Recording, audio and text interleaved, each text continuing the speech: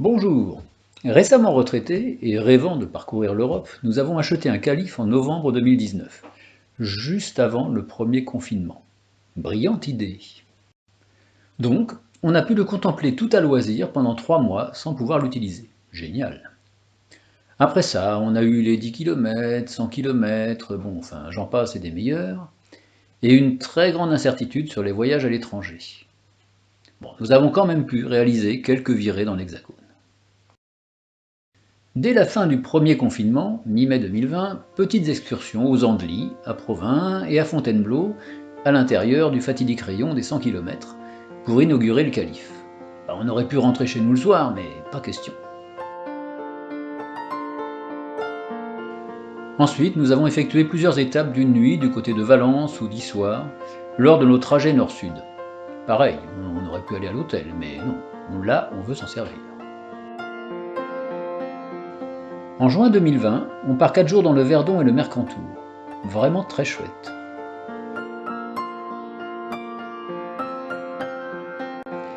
On a fait 2 séjours d'1 ou 2 semaines au camping du Bornand à Megève, à l'été 2020 et 2021, pour randonner en Haute-Savoie.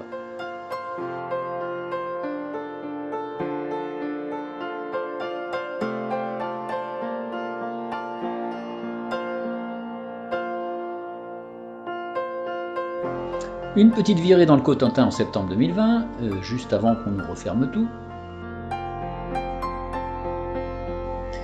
Ski dans le Morvan en janvier 2021, pendant le couvre-feu, en profitant d'une récente chute de neige. On s'échappe à Étretat fin février 2021. On n'était pas les seuls. En mars, on visite Batz-sur-Mer. Puis, en allant dans le Var, on fait un petit détour pour faire un jour de ski dans le Jura. En juin, on visite Saint-Malo et le Mont-Saint-Michel, sous le soleil.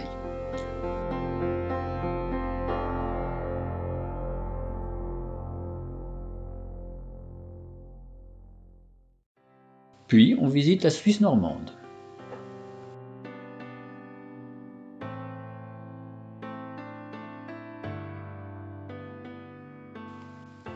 Fin août, lors d'un trajet Paris-Perpignan, on fait un petit détour par Fouras, Oléron et les Pyrénées centrales. Au début, on avait prévu juste 2 étapes.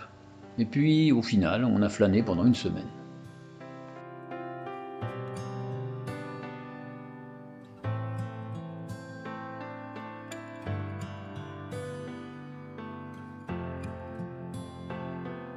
Cet hiver, 2 brefs séjours de ski au Puy de Sancy, juste après des chutes de neige providentielles.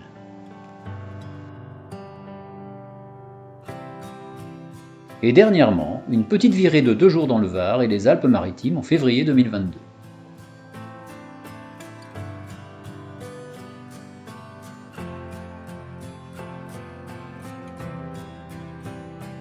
Bref, en tout, nous avons parcouru 50 000 km, pris 150 repas et passé 50 nuits à bord. Bon, il est vrai que nous utilisons ce véhicule pour tous nos trajets longue distance, camping ou pas. Bon alors, l'heure est venue de faire un petit bilan. Alors côté conduite, sur route nationale ou sur autoroute, ça se conduit comme une berline, avec une consommation de 8,5 à 9 litres au 100, en roulant à la vitesse max autorisée. Sur les petites routes de montagne ou dans les rues étroites de certains cœurs historiques, on fait parfois un petit peu moins le malin. Dans les côtes, le calife grimpe bien, mais la consommation aussi.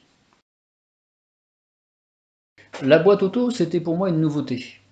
Je l'utilise généralement sur la position D, mais en montagne, je passe sur S pour monter et en manuel dans les grandes descentes pour avoir un peu de frein moteur. Manœuvrer en côte en marche arrière, c'est pas toujours évident, car la boîte embraye alors assez durement. Côté stationnement, dans les parkings souterrains, j'ose pas. Mais même à l'extérieur, de plus en plus de parkings sont limités à 1,90 m. Alors souvent ça passe, mais parfois pas. Là, c'était très juste. Un fil à plomb de 2,02 m me donne une idée de la marge disponible avant de m'engager. Mais attention à la pente de la rampe d'accès. Ça peut même passer dans un sens et pas dans l'autre. Alors, globalement, ne soyons pas trop joueurs. Il reste des places en créneau, grâce au châssis court. Parce que là, un châssis long de 5,50 m, ça rentre pas. Les repas, on les prend assez systématiquement à bord. À noter qu'on simplifie grandement la cuisine, à base de plats préparés, pâtes, riz, conserves, laitage. Mais on apprécie beaucoup le fait de pouvoir manger chaud par tous les temps. Par contre, la table extérieure et les storban, on ne les a vraiment utilisés que pendant les séjours en camping. Alors les nuits, entre les confinements, les couvre-feux, le besoin de confort, la crainte d'ennui d'hiver, on a assez peu pratiqué le camping sauvage. Enfin, 5 ou 6 fois comme ça de mémoire. On a surtout utilisé les campings l'été et les aires de camping-car l'hiver, à des périodes où elles étaient peu peuplées.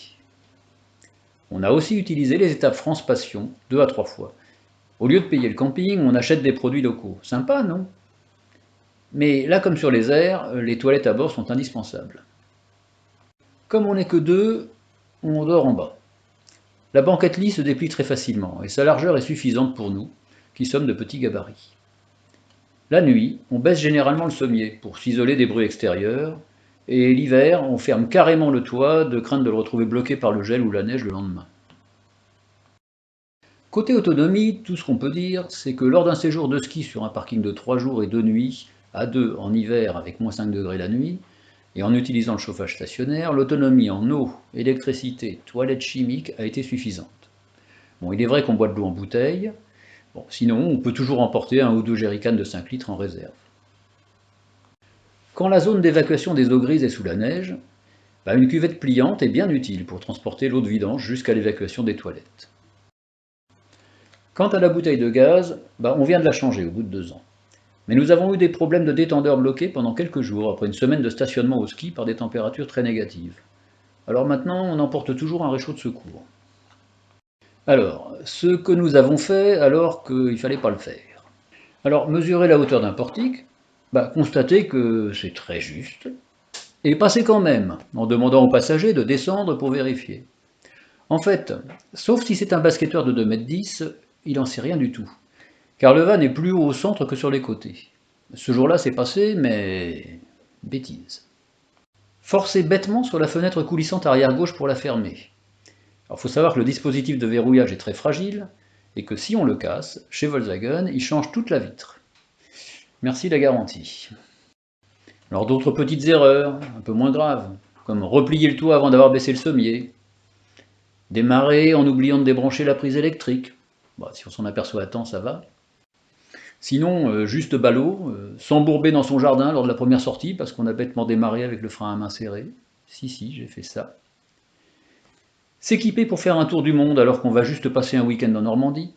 Le canot gonflable, la trottinette électrique, la paire de skis, les chaînes à neige, les cales de hauteur, il va falloir choisir, hein, parce que la nuit venue, il faut recaser tout ce qui est sur la plage arrière à l'avant du van pour déplier le lit. Alors moins on a de bagages et plus on est à l'aise. S'assommer contre la console de commande de la partie campeur à chaque fois qu'on passe de l'arrière à l'avant du van. Mais pourquoi l'ont-ils fichu là, cette console, franchement? Emporter soigneusement une bouteille de gaz de secours et manger quand même froid, parce que c'est le détendeur qui est bloqué. Mieux vaut carrément un petit réchaud de secours. Si, on a fait tout ça.